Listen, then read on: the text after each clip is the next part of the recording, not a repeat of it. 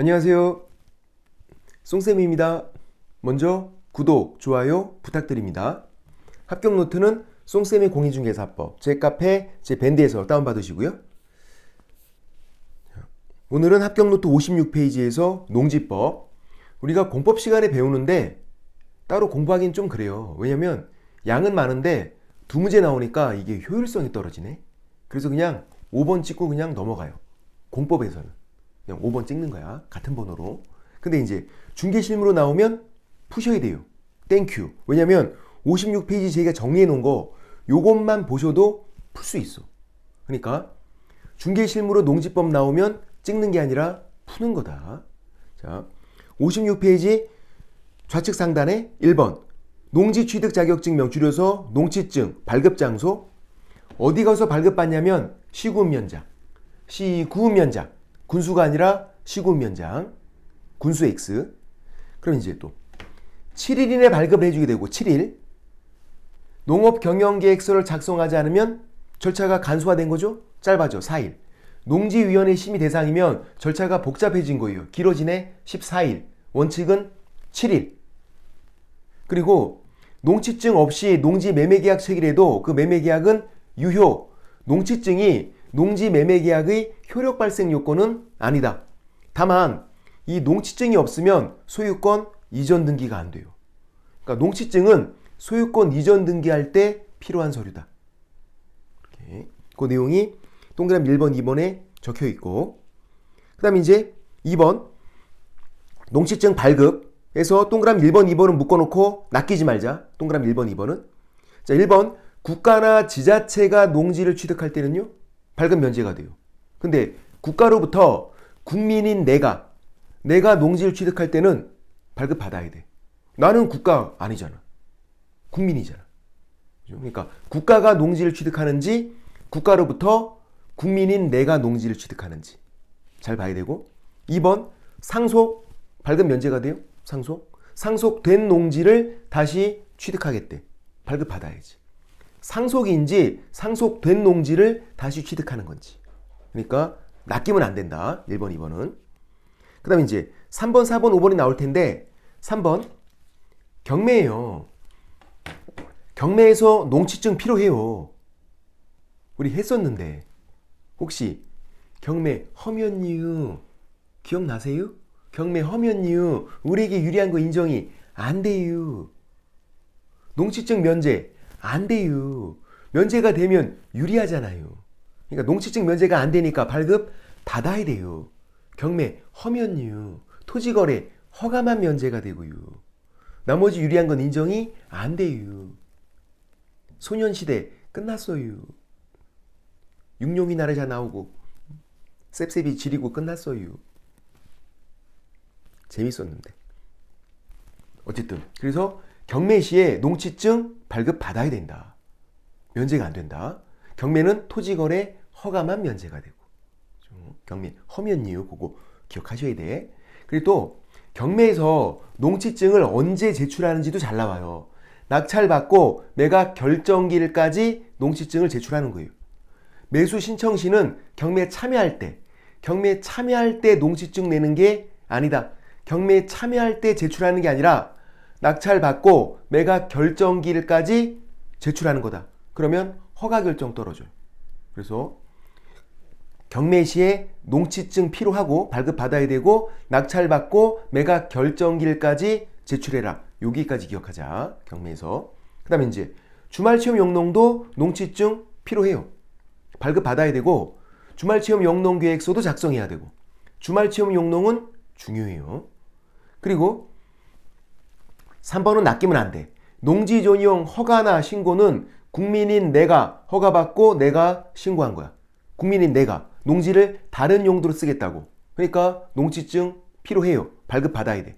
근데 농지 전용 협의는 국가기관, 지들끼리 협의는 국가기관. 그러니까 발급 면제가 되는 거죠. 국가기관이잖아. 근데 허가나 신고는 국민인 내가 허가받고 내가 신고한 거야. 국민인 내가. 나는 국가기관이 아니니까 농취증 필요하다고. 허가나 신고는. 협의가 국가기관, 발급 면제가 된다. 뭐라고 나왔나 잘 보셔야 된다고. 낚이면 안 되고. 그래서 요 세 가지를 잘 보셔라. 그 다음 3번 농지 소유 상한은 농업인, 농사를 짓고 있는 사람, 농업인은 농지 소유 상한이 없어요. 근데 비농업인, 농사를 안 짓는 사람은 예외적으로 농지를 소유할 수 있고 그때 상한이 있는 거예요. 자, 비농업인이 상속을 받는데요. 농지를. 그러면 1만까지 소유할 수 있어요. 농업인은요. 전부 다. 농사 짓고 있는 사람은 전부 다. 농사 안 짓고 있는 비농업인은 상속받을 때 1만까지만. 그리고 8년 이상 농사 짓다가 이농 그만둔 거야. 농사 짓는 거 힘들어서 뭐 생긴다? 팔자주름 생긴다. 8년. 힘드니까 그만둔 거야. 팔자주름 생긴다고 8년. 팔자주름 그 깊이 패인 거 있어 그거. 보톡스로 안 되는 거. 그 필러 맞아야 되는 거 있어. 그거. 팔자주름. 힘드니까. 팔자주름 생긴다. 8년. 5년 X. 8년. 그만둔 거예요 이제. 이농. 그래도 1만까지는 소유할 수 있어요. 이렇게. 근데 이제 3번 주말체험 용농 중요하죠. 1천 미만. 자, 1만이 아니라 1천. 그리고 1천도 안 돼요. 1천 미만이니까. 1번과 2번은 1만까지는 되는 거예요. 1만까지. 근데 3번 주말체험 용농은 1천도 안 된다고. 1천 미만이니까. 그리고 세대원 전부가 소유하는 총면적이 그렇죠. 그러니까 예를 들어서 남편 500, 세대원인 부인이 500, 사이좋게 500씩 안 된다고. 왜 그러냐면 더하면 1000이잖아. 1천 미만, 1천도 안 된다니까요. 그리고 또 세대원 각각 1천 미만 그것도 아니에요. 각각이 아니라 총면적이 1천 미만. 각각 1천 미만 그러면 굉장히 넓은 거야. 그럼 이제 주말에 농사 짓고 평일에는 입원해야 돼. 입원. 골병 나. 그거. 세대원 전부가 소유하는 총면적이 1천 미만 그렇게 해야지. 각각 1천 미만 그러면 너무 넓은 거다. 그거는. 됐고. 그리고 3번에서 동그라미 3번 세 번째 줄에 농업진흥지역 내에서 주말체험 용농 목적 농지 취득은 안 된다. 원래 됐다가 이제 안 되는 걸로 개정이 된 거니까 잘 보셔야 되고 주말체험 용농은 중요하다고요. 자, 아까 주말체험 용농 시 농지증 발급받아야죠. 그리고 주말체험 용농계획서도 작성해야 되고 그리고 주말체험 용농일 때 얼마? 1천 미만. 세대원 전부가 소유하는 총면적이 1천 미만. 그리고 농업진흥지역 내에서 주말체험 용농 목적으로 농지 취득은 안 된다. 거기까지. 그리고 이제 4번 농지임대차. 예외적으로 임대차가 돼요. 전세권 설정은 안 되고 예외적으로 어쩔 수 없을 때. 그럴 때 서면계약이 원칙이고요. 기간은 3년 이상. 농지법 세 글자니까 3년 이상으로 해야 한다. 근데 다년생 식물 이런 말이 보이면 5글자니까 5년 이상으로 해야 한다. 이런 말이 안 보이면은 다년생 식물 이런 말이 안 보이면 3년 이상. 농지법 세 글자잖아. 3년 이상. 근데 이제 다년생 식물 이런 말이 보일 때만 5년 이상으로 해야 한다. 이제 주의사항. 임차인은 짧은 거 주장할 수 있어요. 임차인은.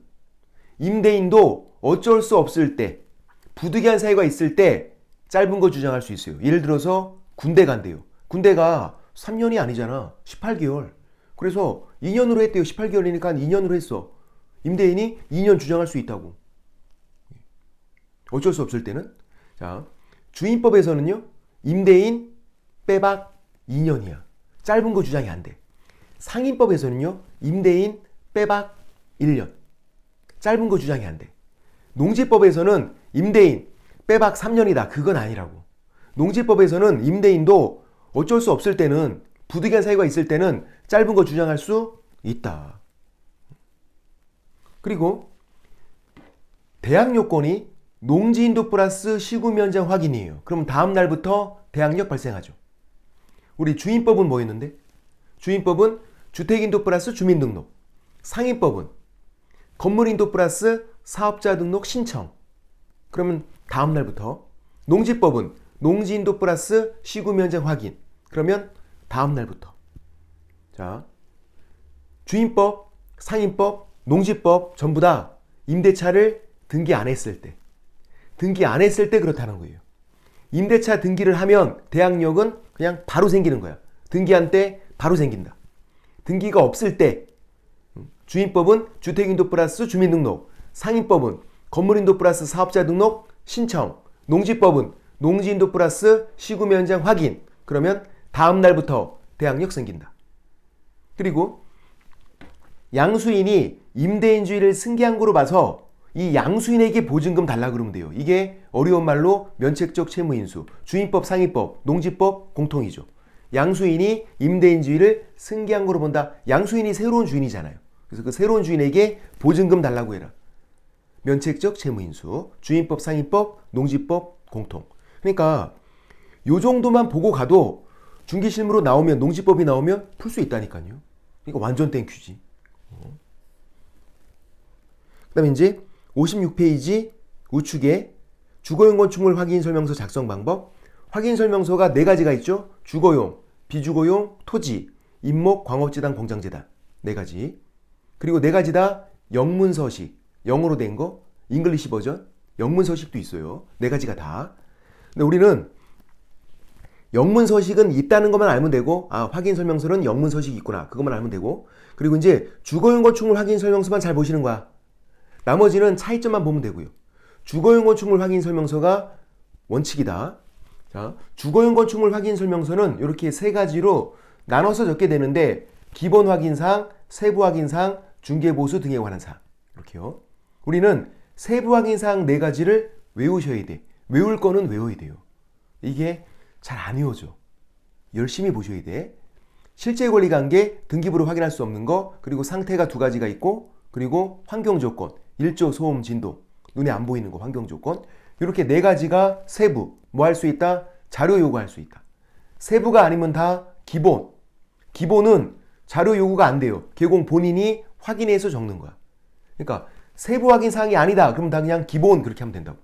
기본이 굉장히 많아. 그러니까 세부를 외우고 세부가 아니면 다 기본 그러면 된다고. 중개보수 등에 관한 사항은 중개보수니까. 질문. 입지 조건. 자, 입지 조건이 기본이에요, 세부예요? 입지 조건 기본 아니면 세부? 힌트를 드릴게. 제 손가락을 잘 봐. 기본. 입지 조건은 기본. 세부가 아니니까 기본. 자료 요구 안 된다. 개공 본인이 확인해서 적어라. 그럼 진짜 어려운 거. 권리관계. 기본. 실제 권리관계는 세부, 권리관계는 기본. 권리관계는 등기부로 확인할 수 있는 거예요. 실제 권리관계는 등기부로 확인할 수 없는 거고. 달라. 그게 정답으로 한번 나왔죠. 권리관계는 기본, 실제 권리관계는 세부. 정답으로. 다르다. 그러니까 세부가 아니면 다 기본 그러면 된다고. 그리고 이제 중개보수 등에 관한 사항은 중개보수 실비, 개, 합계금액이고, 그리고 지급시기. 자, 질문. 중개보수 지급시기는 약정이 없을 때 언제였을까? 약정이 없을 때 1번 계약 체결일, 2번 거래대금 지급이 완료된 날. 2번 약정이 없을 때 거래대금 지급이 완료된 날. 약정으로 달리 정할 수도 있고. 중개보수 지급 시기 잘 나온다. 그 다음 이제 56페이지 우측에 동그라미 1번과 동그라미 2번이 제가 설명드린 거. 동그라미 1번 세부 확인사항 4가지를 외우셔야 되는 거고, 그 4가지에 대해서 자료 요구할 수 있고, 세부가 아니면 다 기본으로 보내고, 아까 입지 조건, 권리관계 그런 거 다 기본. 자료 요구 안 되고 개공 본인이 확인해서 기재하는 거고. 3번 토지에서 지목, 그리고 건축물에서 용도는 실제가 다른 경우가 종종 있어요. 토지에서 지목, 건축물에서 용도는. 그래서 현장 답사를 해야 돼. 현장 답사를 해서 실제 이용 상태, 실제 용도가 다르면 실제도 적어야 돼요. 확인 설명서에 실제 용도, 실제 이용 상태를 적는 칸이 있어. 그러니까 지목, 용도는 현장 답사를 병행해라. 그래서 실제가 다르면 실제 이용 상태, 실제 용도도 적어라. 확인 설명서에. 다른 거는 실제를 적는 칸이 없거든요. 지목이랑 용도만 그런 거예요. 그리고 4번 방향 기준도 적어 넣어야 돼. 주택일 때는 안방 또는 거실 기준, 그 밖의 건축물, 상가다 그러면 주된 출입구. 근데 문제는 애매하대. 명확하지가 않대. 좀 오래된 건물이어서 명확하지가 않대. 그럼 방향 기준을 생략할 수 있다. X. 본인이 애매하면 본인이 그냥 정해서 명시하면 돼요. 거실 앞 발코니 기준 남해함 이런 식으로. 원칙은 주택일 때 안방 또는 거실 기준, 그 밖의 건축물은 주된 출입구. 애매하면 본인이 정해서 그냥 명시하면 된다. 방향 기준은 생략하면 안 된다. 방향 기준은. 그 다음 5번 권리관계죠. 권리관계 이 네 가지를 적는 걸 알고 있어야 돼요. 권리관계. 등기부 기재상 등기부를 확인할 수 있는 거. 소유권은 갑구죠. 소유권 이외는 을구. 저당권은 을구로 확인해서 적는 거고. 그러니까 이제 등기부로 확인하는 거. 등기부 기재상. 그리고 민간임대 등록 여부는 임대사업자 등록했는지. 그리고 계약갱 신용권 행사 여부. 그리고 다가구주택 확인서류 제출 여부는 확정일자 부여 현황. 이거 제출했는지. 그거예요. 그래서 이 네 가지를 권리관계에 적는다. 권리관계에 네 가지 적는 것만 알고 있으면 된다. 등기부 기재사항, 그리고 민간임대 등록 여부, 계약갱 신용권 행사 여부, 다가구주택 확인서류 제출 여부. 네 가지를 권리관계에 적어라. 뭐는 아닌데? 실제 권리관계는 아니라고. 실제 권리관계는 세부 확인사항에 따로 있다고요. 실제 권리관계를 권리관계에 적는다. 그러면 안 된다고 X. 이게 네 가지니까 문제가 나올 수 있잖아요. 다음 중 권리관계에 적지 않는 거 찾아라. 답은 5번 실제 권리관계. 네 가지니까 쓱 해서 문제 만들 수 있잖아. 실제 권리관계는 권리관계에 적는 게 아니다. 따로 있다. 세부 확인사항에 따로 있다. 그리고 6번, 7번은 공법상 이용제한 거래 규제예요. 공법상 이용제한 거래 규제는 원칙 토지 이용 계획 확인서로 확인하는 게 원칙이에요. 근데 그걸로만 확인하면 안 돼. 건폐율 상한, 용적률 상한, 건물 옆으로 퍼지는 거 상한, 건물 위로 올라가는 거 상한. 얘네들은 시군조례로 확인. 토지 이용 계획 확인서가 아니라 시군조례. 자, 이거 가끔 모의고사에 시도조례 이렇게 나와. 시도조례 X, 시군조례. 시도조례 X라고. 누가 내는 거야? 제가 내는 거야. 치사반수 똥반수. 잘 보셔야 돼. 건폐율 상한, 용적률 상한, 시군조례. 토지이용계획 확인서 X. 토지이용계획 확인서로는 기출문제에서 여러 번 나왔어요. X. 시군조례. 그리고 계획자가 들어가 있는 거 그게 동그라미 7번에 있는 거죠. 56페이지 우측 하단에 동그라미 7번. 지구단위 계획구역, 도시군 계획시설, 그 밖의 도시군 관리 계획. 계획자가 들어가 있는 세 가지는 개공 본인이 별도로 확인해서 적는 거예요. 시군구 도시계획과를 방문해서 별도 확인. 토지이용계획 확인서가 아니라. 그러니까 공법상 이용제한 거래 규제는 토지이용계획 확인서로 확인하는 게 원칙이다. 근데 그걸로만 확인하면 안 된다. 건폐율 상한, 용적률 상한은 시군조례. 그리고 계획자가 들어가 있는 건 개공 본인이 별도로 확인해야 되고. 그 다음에 이제 57페이지에서 좌측 상단에 8번 거래 예정 금액 얘도 잘 나오죠. 자, 확인 설명서 작성 방법에서는 무조건 중개 완성 전이고 거래 예정 금액이요. 무조건이니까 예외가 없다는 거야. 확인 설명서 작성 방법에서는 여기서는 그렇다고. 무조건 중개 완성 전 거래 예정 금액, 중개 완성 시 거래 금액이 아니라. 이게 잘 나온다 시험에. 잘 나오는 이유가 있어요. 왜 그러냐면 좀 이상한 거야. 저는 이게 되게 이상해. 여러분은 이상하지 않아요? 이상하지가 않아. 제가 보기엔 이상한데. 왜 그러냐면 확인 설명서를 언제 작성해요? 지금 이 확인 설명서를 작성하는 거잖아. 언제 작성해? 중개 완성됐을 때. 중개 완성이 이미 됐다고. 그러면 거래계약서 쓰면서 같이 쓰는데 거래계약서에 거래금액 적어요? 확인 설명서에 다른 금액을 적어요? 거래계약서에 10억 적었어. 확인 설명서에 똑같이 10억 적어. 같은 금액이야.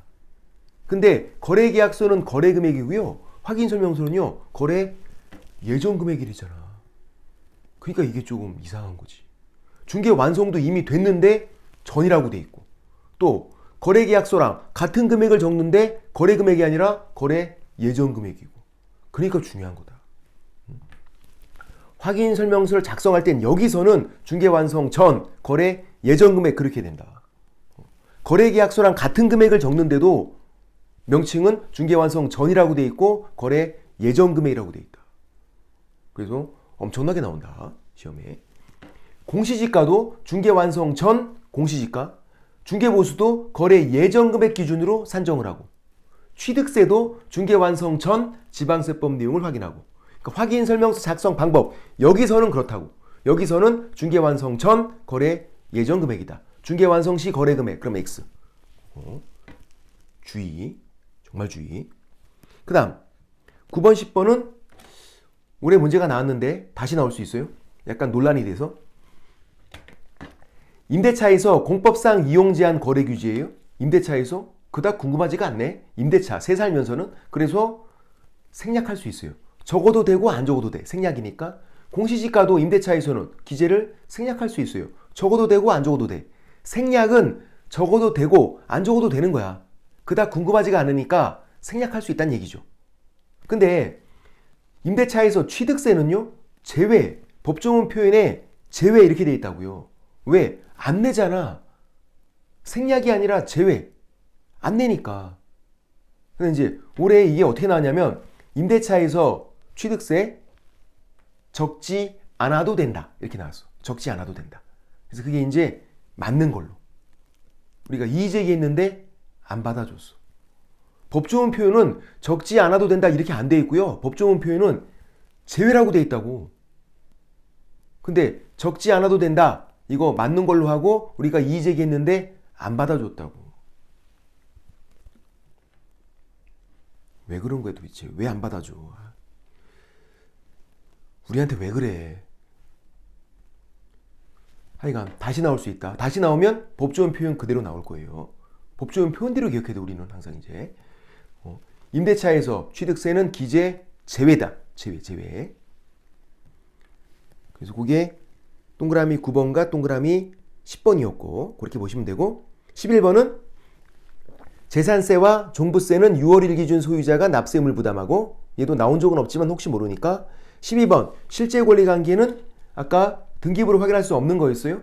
그렇죠? 실제 권리관계 또는 공시되지 않은 물건의 권리사항 이게 이제 정원석, 정원수, 정원에 있는 돌, 나무 그런 것들 등기부로 확인할 수 없잖아요. 그러니까 등기부로 확인할 수 없는 거다. 줄여서 그냥 실제 권리관계 이렇게 부르고 주민법상 임대차, 유치권, 분묘기지권, 법정지상권 그런 것들 두 가지가 맞는 표현이에요. 실제 권리관계는 자료 요구할 수 있죠. 세부니까. 자료 요구했더니 집주인이 자기가 불러주겠대. 야 내가 불러줄게. 받아 적어. 그래서 매도, 임대 의뢰인이 고지한 사항을 기재한다. 이것도 맞아요. 둘 다 맞는 표현. 실제 권리 관계는 자료 요구도 되고 또 자료 요구했더니 매도, 임대 의뢰인이 불러주겠대. 고지한 거 적어도 되고. 그래서 둘 다 맞는 표현. 실제 권리 관계만 그래요. 다른 것들 예를 들어서 상태다, 환경 조건이다. 걔네들은 자료 요구만 할 수 있는 거야. 근데 실제 권리 관계는 자료 요구도 할 수 있고요. 매도 임대 의뢰인이 고지한 거 적어도 되고 둘 다 맞는 표현. 제가 적어놨죠. 그 다음 13번 소방, 난방 방식 중앙 난방인지 개별 난방인지 주로 이제 보일러죠. 주로 다 개별 난방이니까 보일러. 그리고 승강기 얘네들은 건물 상태예요. 소방, 건물 상태가 안전한 거. 난방 방식, 보일러, 건물 상태가 좋은 거죠. 보일러가 최신식이면. 그리고 승강기, 건물 상태가 좋은 거잖아. 그러니까 얘네들은 상태니까 자료 요구할 수 있다. 그렇게 하는 거고. 자, 보일러, 난방 방식, 개별 공급일 때 보일러예요. 그러니까 난방 방식이 거의 이제 보일러를 말하고 있는 거야. 보일러. 보일러는 사용 연한도 적어야 돼요. 사용 연한은 뭐냐면 수명이죠. 수명. 그래서 10년 돼 있으면 출시 연도가 2013년도, 현재 2023년이래. 그러면 사용 연한은요? 빵. 빼는 거야. 빵. 이게 2014년도면 1년 남은 거고요. 2015년도면 2년 남은 거고. 그렇게. 만약에 사용 연한이 10년 이렇게 안 써 있대요. 그럼 출시 연도라도 적어야 돼요. 이 보일러에서 은근히 문제가 많이 발생해. 보일러가.